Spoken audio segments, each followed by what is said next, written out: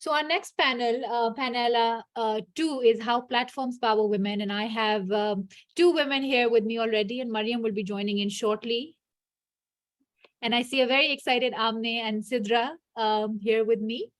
I was saying hi to Sidra. I didn't realize she would be on here as well. We haven't seen each other in a while. And hello, Aksa, of course. Yeah, we dragged Sidra. Yeah, so for today's session on how platforms power women, I'd like to introduce my panelists to everyone here today. We have Amneh Farooqui, the curator of WOW, which is what which is a festival run by British Council Pakistan, and brings together more than, I think, if I'm not wrong, 20,000 women, and an audience that large. And also, she's been involved with something called Polly and Other Stories, which is one of my favorite stores here in Karachi, that it's finally opened in the last 1 year. We'll have her talk more about her work, but I'd also like to introduce Sidra Riaz, who is a program and product manager with over 12 years of experience in strategic market operations, products, and platforms. Even though I have known Sidra when she was with NIC, the National Incubation Center in Islamabad, I've been, thoroughly sort of involved in reading about all the work that she's been doing with a lot of startups, with a lot of youngsters, with a lot of techies, as you might call it, right? And I know that she's very passionate about several things like tech. It's like she is, I know, a geek at heart, but she's also made a lot of contribution when it comes to giving back to community in terms of her knowledge sharing. So I'm excited to have this conversation with both of you. Welcome, and I'd like you to talk a little bit about your current work before we dive into the topic. Thank you so much. If we can start with you. Yeah, sure. So thank you so much for having me, Aksa. It's always a delight to be on a panel with people you know and love and respect. So that's, I think, always a very special thing. So yeah, as you said, I am a huge believer in community. I always have been. My entire career has been about using community, building community, leveraging community for the benefits of many, many others. So part of the work that I do is that I am the CEO of Polly and Other Stories. Polly and Other Stories works with artisan small businesses across Pakistan. We currently work with 96 small businesses and 1,200 artisans. So our outreach has grown quite a bit in the last couple of years. And it's a testament to the power of community, because this platform aggregates creative entrepreneurs, 70% of whom are women, no surprise, and bring them to this one place where we can be a powerful response to this traditional marketplace, which is exploitative and has no space for slow fashion. And the other hat that you mentioned is my work as a curator for the Women of the World Festival. As the name applies, it is a festival that looks at bringing together women and girls alongside politicians, business leaders, comedians, actors, activists, women from all spheres of life, to celebrate the achievements of women and girls, but also to take a frank look at the obstacles that prevent them from moving forward.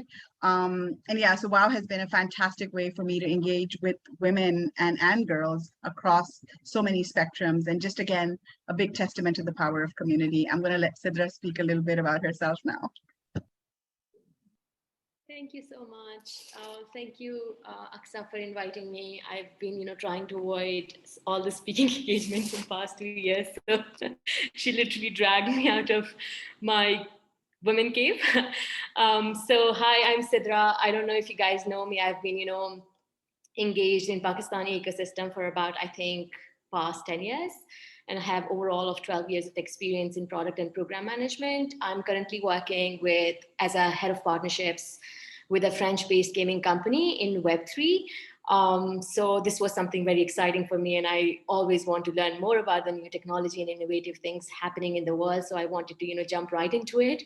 I had absolutely no idea what Web3 is. So in past 6 months, I learned about it and also supported my organization.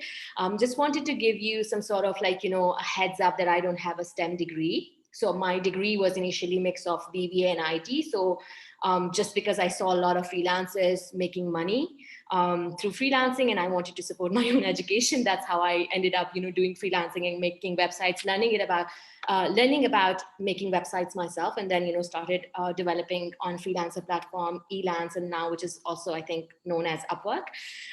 So that's how I started my journey. I've worked in organizations like Exact. It was one of the amazing organization I worked. I know the notorious, label associated with them, but I think at that time their hiring rate was 1%. They hired me, and we were doing an amazing work all across Pakistan. And I think that was one of the only company I knew at that time was hiring remote resources all across Pakistan, and have been doing an amazing job in managing all those remote resources, and were paying really, really well to all of them. So I thought it was one of the best things that happened to me. And after that, I've been like, when I graduated, I was already doing freelancing. When I started working with Exact, I thought I should learn more about project management, because that's something I was doing over there. So I was doing 2 jobs, then started doing my master's.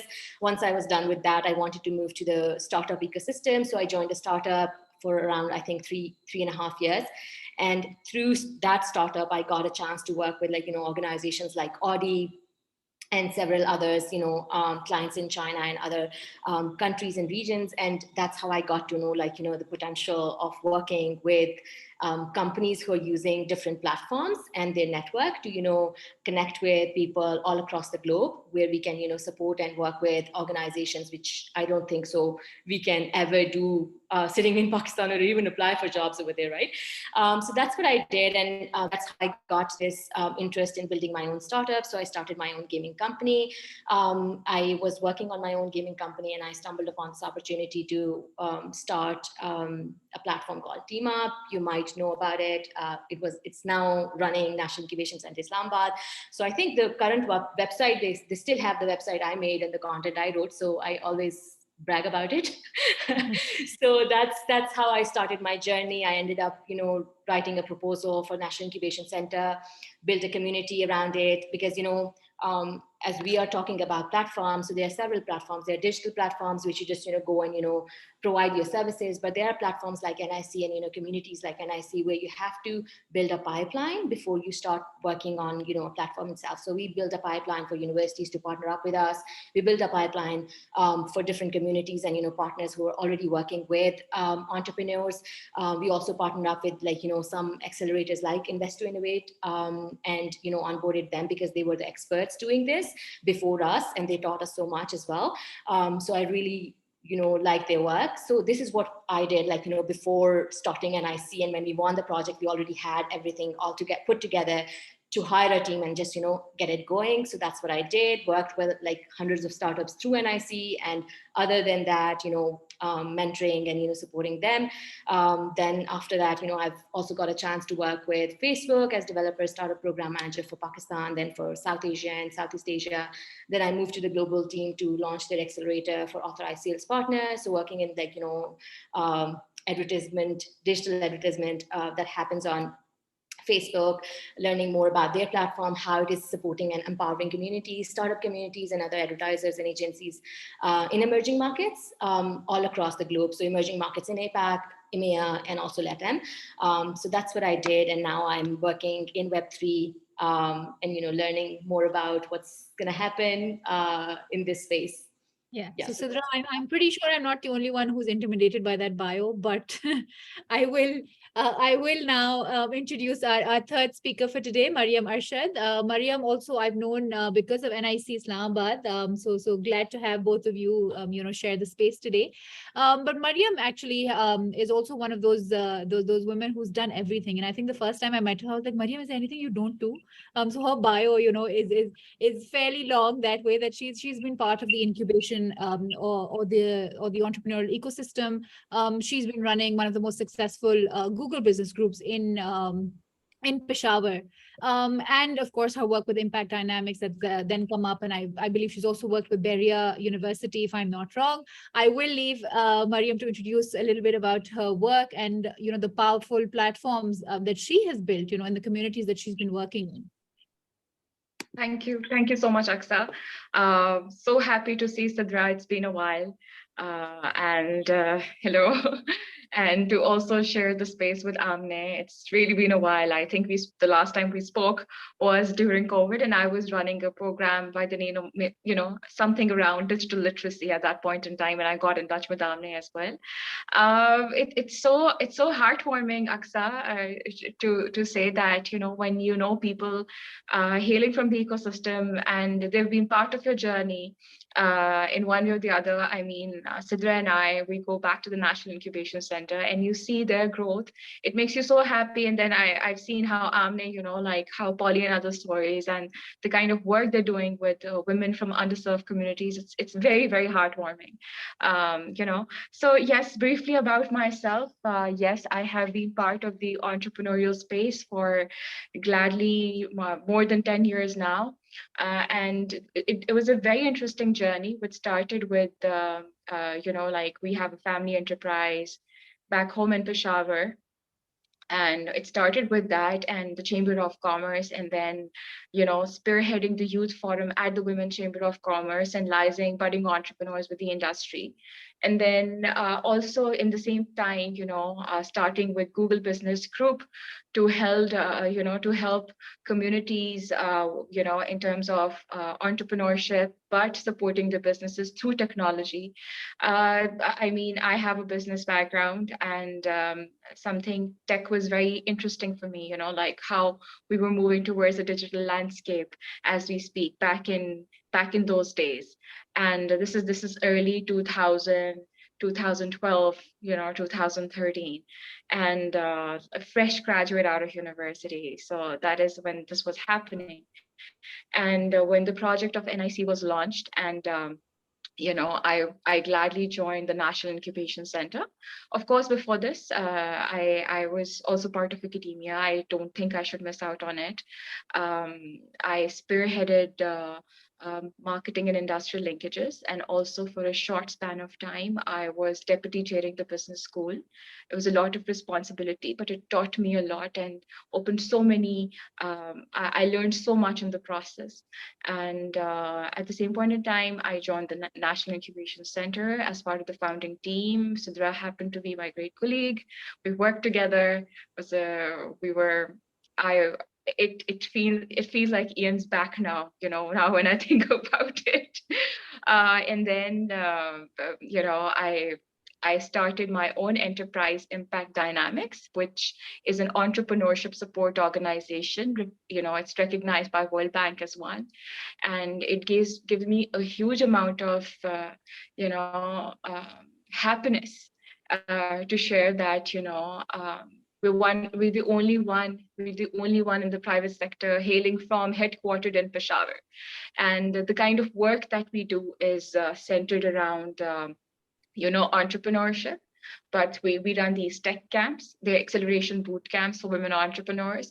We run a very interesting project by the name of Film Lab, which is basically a visual storytelling boot camp where we help companies, especially e-commerce businesses, understand, because it's not the brand that you're selling, it's basically the narrative behind the brand. People are buying your product because they love it. So we help them, redesign the story around it, the visual story, and we have some maestros from the industry, including starting with Sarmat Khusert, a great consumer insights expert, Noor Nasreen, who used to work with Hassan Minaj on his show Patriot Act on Netflix. People like Faraz Hamidi, who helps the branding perspective, and then I jump in to help with the visual aspect on social media, Instagram and Facebook, and some directors, of course. And we've had great clients like even like companies like Kareem, Kitchen Cuisine, Park Wheels, Jazz, as to speak, pharmaceutical companies, banks, Rahman Medical Institute is a hospital, besides startups like Bera, Miles of Smiles, and so many others. And we've had a great success story. Besides that, we've also done an investment readiness boot camp with I2I, Invest to Innovate. And for a brief period of time, because of my profile, I was also engaged actually by IM Sciences, not Beria, but yes, an institute to close down their project and for HSC of the incubation center. So yeah, I've also been engaged with them, and I'm so happy, and on to some other great things at this point in time, too early to announce. But this has been my journey so far. Yes. Thank you. Thank you for sharing that. My question to all of you would be on creating these spaces, right? Each one of you have been involved in either creating that kind of space or platform. And that's the importance, as we heard from our speakers who joined us right before your sessions as well, that sense of community that's come up, that sense of, ownership also. What has it taken for you to, develop that sense of community, that safe space for women to grow? And of course, the role of STEAM or STEM fields here. And Sidra and Amneh, we can start with you because primarily, the work that you've done is bringing, let's say, artisans together. Let's say, taking businesses online. So it's not just, taking them online and giving them that sense of community, but also increasing their livelihood. Yeah, no, absolutely. So I think it's really interesting, particularly in the arts and cultural space, that the people who create what we call the physical manifestation of our culture, a culture that we take great pride in. So when we talk about things like Mohenjo-daro, or we talk about the Indus Valley civilization, we love telling people, oh, hamari saqafat to 7,000 saal purani hai. But the people who actually embody and carry forward this work, they often live in extreme poverty, because while the world, so you've got Sidra talking about Web3 on one hand, and then you've got people who don't even have access to basic digital technology like a cell phone. And these are the people who basically embody what it means to be Pakistani in so many ways, right? So they're playing a very pivotal role in our identity. So it hurts me that they're still very much in the analog economy. And therefore, a big part of what we try and do is to find ways that make sense for them. So not everything makes sense in all situations and in all times. And there are significant costs attached to, there's a barrier to entry when it comes to technology that I don't think we quite recognize, particularly in this current wave of economic downturn and inflation. It is very expensive for families, even to do something as simple as keeping a cell phone charged, because bijli nahi hoti. So, we sometimes have to find them. This is really interesting, particularly in the context of floods and artisan communities. One of the biggest things that we've been trying to focus on is getting solar powered lamps to them that can allow them to charge their cell phones. So it seems like a really, really simple thing, but I think in some spaces, Pakistan's development has been so uneven, so unequitable, that we live in all eras at all times. So we're extremely modern in some places and absolutely on track with the rest of the world. But in too many other spaces, we're absolutely medieval. And I think, as we all know, the impact of all of this on women is only augmented. So if men are suffering, women are suffering more in the same communities, and they're more disconnected from these solutions, which can help them to both actualize their full economic potential, but also bring them some sense of satisfaction, right? Like so many of us derive so much pleasure and purpose and meaning from our work. And this is something that women across our country are absolutely denied. So I think in terms of the role that technology and even simple solutions have to play, I don't think we've even begun to scratch the surface of what could potentially be achieved. Yeah. And even with this, all these platforms that we also talk about, they carry the opportunity to showcase women in a variety of experiences and career levels. And Sidra, I think when we come to you, I'd like you to answer that, because you work with, say, developer groups. You're now working on Web3, So there has been a lot of, and you've mentored, I know, a lot of girls and youngsters in those fields who are, either starting out or are in some maturity level. So it's been, as Amneh said, technology does create that that equal playground, but at the same time, there's so much more from where they're coming from has to be put into context, right? Sorry, can I, before we hand over to Sidra, who I know will bring like a super technological perspective to it, there's one thing I wanted to add, and I think, Aksa, this is that bit that you're talking about, that even programs which are targeted at these communities, like you see so many, and I'm not saying they have no value, but I also want to sort of address this sort of elephant in the room, right? Which is that all these programs, which are basically photocopies of each other, the label changes, the logo changes, the branding changes, and it's one program after the other, which is bringing women online, entrepreneurs online, or whatever, right? And honestly, we teach them the most basic skills. And then we expect them to run Facebook businesses as if Facebook isn't changing its algorithm like every couple of weeks, and as if it isn't a science, right? We treat it like it's, bas aapne ye kar liya, now you've done this program, you've done this incubator, accelerator, training, whatever you want to call it, and now you're ready. They're not ready. They don't have the budgets to run the ads. They don't know how to do design. They don't know how to do content. And I feel like that kind of tokenistic response is, or the solution that is often offered, is a big part of the problem, because you create a lot of pressure on these women. And then when they are not able to compete, and when they're not able to perform in the same way, sitting in Tando Adam, sitting in Swath, when they don't get the same business opportunities that we tell them that these tools will give them, I think we do them a bigger disservice than before when they were online. Absolutely. I agree with you 100%. Sidra, what would you have to say? And I think she's really like dropped that bomb on you now too. No, just to highlight something, I am working in Web3, but I've worked with entrepreneurs in Jamshoro and Laya. I have worked with entrepreneurs in Islamabad. I work with entrepreneurs specifically in Multan. So I've been like, working, and also like, one of the projects that I did with John Hopkins Global under the umbrella of my own company was for lady health workers.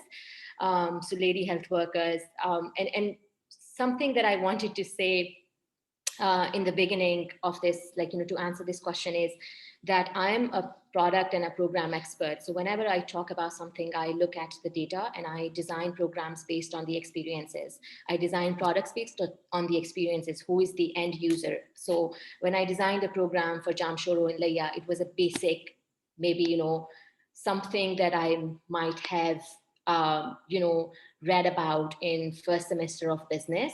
And then even then translating into Urdu, and then, sharing with them with examples for specific audience in Jamshoro and Laya, right? And then when I was designing a program for lady health workers, initially it was an app that John Hopkins wanted to launch for our lady health workers. And I had this question, do you know if they have a mobile phone and they know how to use the mobile phone? And they said, yes, but we can train them. And they'll use this mobile application, which is going to be centrally connected. And then we're going to push the data, and then they'll get the courses access and all that. And then I revamped the whole product.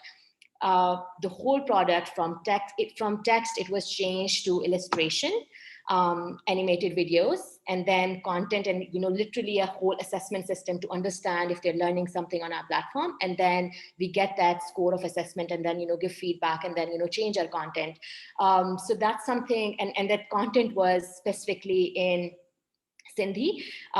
We modified our operating system to actually display Sindhi content in mobile application. So that's the kind of level we go to when we are designing programs or products for these communities, which are not very tech savvy. Because I do understand that with my experience of working with them, of course I didn't know, I'm from a privileged background, so I don't know how these people work. And that's why we are told to understand what exactly who exactly the product is for, and what exactly they're going to do with it, and what do we want to achieve through the product. So if you're just gonna push the product, onboarding 100 or million of users, that's something else. And if we want to create the impact that we wanted to create in the first place, then we have to look beyond that, right? So that's what I do overall, whenever I'm doing something with communities, for programs, for products. So that's, I think, and I totally agree with Amneh that this is something that I learned while I was working with Thai, and we had to launch this program in Jamshoro. So the project was funded by Oxfam, and Oxfam had huge content to share with us, and then they just wanted to execute the content, execute all the workshops and the program, so that they can put it in their documents and reports. And unfortunately, this is how every donor organization works. They just want to, create these stories. They don't really want to understand what exactly they're doing. But to be honest, something. We changed from, digital marketing to SMS marketing, making people use WhatsApp to sell their products rather than just, going and creating a Facebook group, because Pakistan is a WhatsApp first market. People use text still, and this is something that they could have done. So we introduced new channels, new things that they could start with. And then once they're ready and they have enough revenue to have someone who has a little tech savvy, and then they can, onboard that person to run their business. So this is, I think, an overall part of an understanding that we have to create while designing these communities, while designing these programs, while designing these products. Second thing that I wanted to highlight was that, I think for a lot of reasons, I could say that we still think, when we talk about these communities, there are different kinds of communities, right? So there are communities that we work with, for example, artisans. We have to work with them differently, right? So we have to educate them, but at the same time cannot say that, we have educated them and then, they'll be able to kick off their business and we'll be able to make millions of dollars through that. So the strategy for them is different from when we are working with graduates, when we are working with startups, when we are working with young, even not tech entrepreneurs, but young people, because they have access to mobile technology. They were very, early adopters, so they're able to just, learn quickly. So our strategies vary from working with artisans to working with developer communities to working with startup communities to working with even marginalized, underprivileged communities. So that's how differentiate. But in everything, I think a tech platform, something that they can just go online and see, get inspired from, watching all those stories, it is very important, and it played a pivotal role in delivering all these programs and products. Also because my own example is I had absolutely no idea about how freelancing was done, and I failed one course in in my semester, and I had to take in summer. And then, I joined a Montessori and wanted to, get some money to pay for my course so that I don't have to tell my family. So this was something that I had to do, go to a school, teach young kids. But then when I was introduced to freelancing, it was a new world for me. I never bothered about my grades anymore. I was earning money, and I was also creating opportunities for others. So I think, we have so many examples. So in Pakistan, things are different, but we have so many examples from other regions, Bangladesh, and even in India. India has huge small enterprises who were not people who were not very tech savvy, but they just had access to technology, had access to these platforms, and they were able to scale and were able to do this. And one of the examples that I wanted to give during pandemic, there were so many people who didn't know how to run Facebook ads. I no longer work for Facebook, but I still believe it is a platform, and this platform is a great equalizer for a lot of business communities and small businesses. People started to live sell. It wasn't a live product, wasn't for small businesses to sell their product, right? That feature was to just go live and talk about anything. But people took that feature. They didn't know how to run an ad. They didn't know how to do anything. They would go to different groups where they had thousands of people already part of the community, and then they'll just start selling things. And that urgency that big brands used to create sales, they introduced that this is a 50% sale offer just for 1 hour, and they would showcase everything live on camera and then sell everything, sell their stock. So I was really impressed from this. So we cannot just say that this these platforms and all of the features they offer are useless for these communities. I think we need to inspire, and then maybe give more information on how to use them, and then giving them also some access. I also wanted to say something Sidra, about so I was going to say, I absolutely wasn't dissing on the platform or the incredible work that I think you've done. I was just trying to say that there needs to be a more equitable approach to bringing it, which I think it's wonderful that you've shared some examples.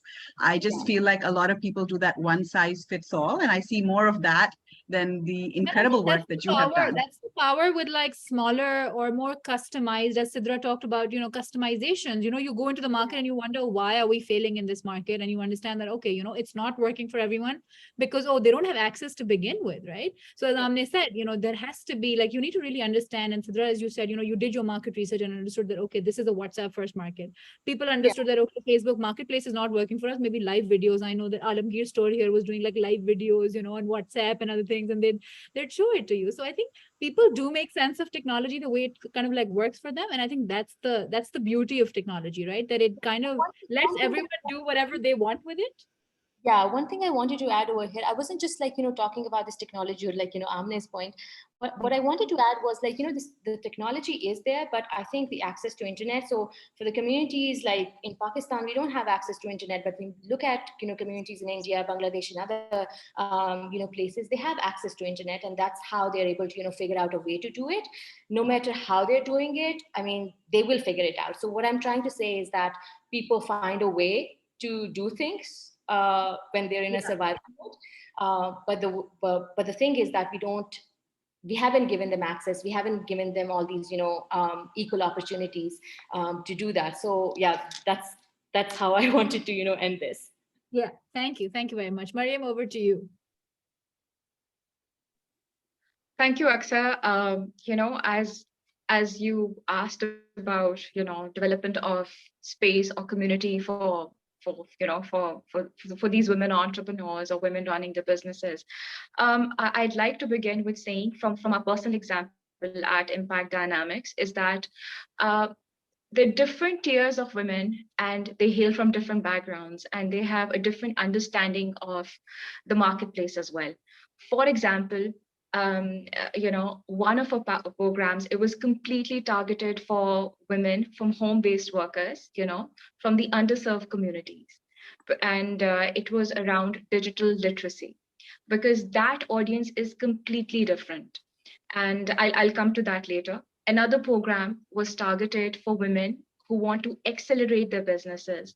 And that target audience was completely different. We knew they were literate, they were educated, there were certain markers, certain criteria that they had fulfilled. They were already running with their businesses and they wanted to expand in terms of sales, XYZ, etc. So one, as mentioned by Amneh, and I agree, one program does not suffice for everyone and it should never be done like that.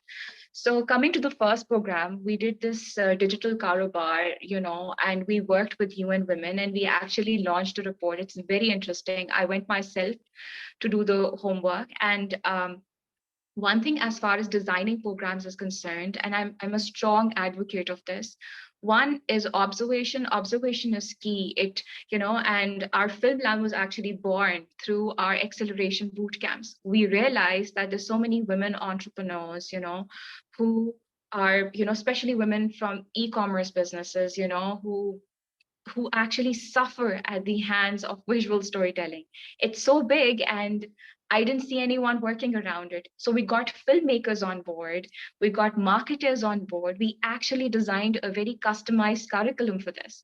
So, insights driven based on our previous work, observation is key, is paramount for developing new programs. Coming to digital literacy, so we went to Chota Lahore, which is a very underserved community in Swabi. We went to Bara, which was previously under military operation. We went to, there's some slums around Peshawar. We went there.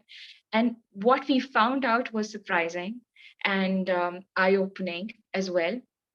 So you would actually, like 80 to 85% of the households, they all have smartphones. The rest have analog phones to begin with, right? And the phones are either shared. Some of the women have complete possession of the phones, okay? And 1% of the women actually had access to phones, but they did not have access to toilets. We came across such women as well in our research, in our study. So, and the way they use their cell phones, YouTube is very commonly used in these households. They might not be literate enough to type, but they use voice assistants, and that's a great key for developing programs, and that actually helped us run the pilot, and a very successful pilot for digital literacy program. And we were able to help them with their basic skills, because see, इस community का issue ये होता है, mobilization is a huge challenge for them, right? Mobilization, they're not, because of the cultural nuance, they're not allowed to get out of their homes, right? But they also are expected somehow by their household, to economically, support the home, probably from the little skills that they have, embroidery, crocheting, some even in basket weaving, the women that I met primarily. So through the usage of voice assistants, we taught them how they could understand certain trends, certain designs, what they could do. And the products were great. There were actually some great products that turned out. And I remember we were in conversation with Engro Foundation for a project, for a similar project, and how they communicate with their farmers, or how their farmers, work on the yield, is through community groups on WhatsApp for business. It's also very, very effective as we speak. So these two mediums, when we used at Impact Dynamics for this, group of women, we found it very effective.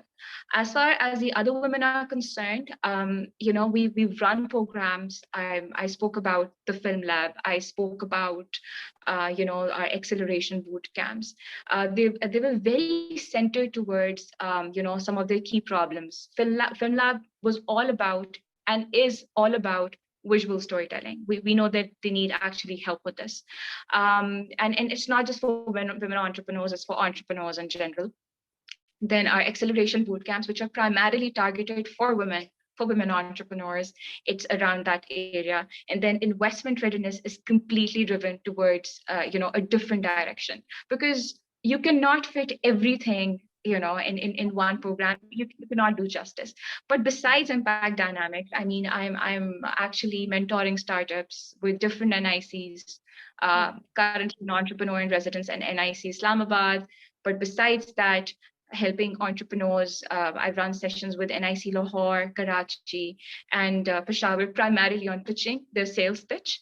And what I have seen is that many of the problems, that these entrepreneurs face, it's around developing, one, with their storytelling, and secondly, around developing the network, and so we, stemming from that, we actually ran a program, especially for women entrepreneurs.